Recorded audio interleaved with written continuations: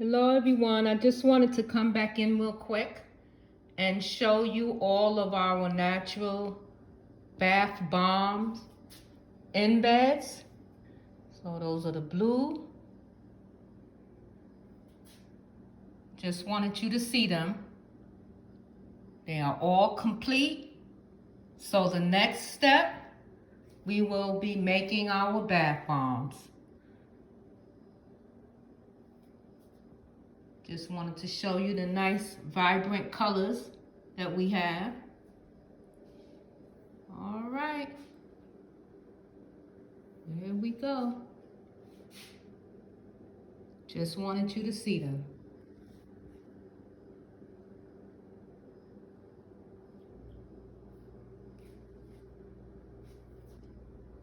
And there you go. All right, my loves. Have a great day. Be safe.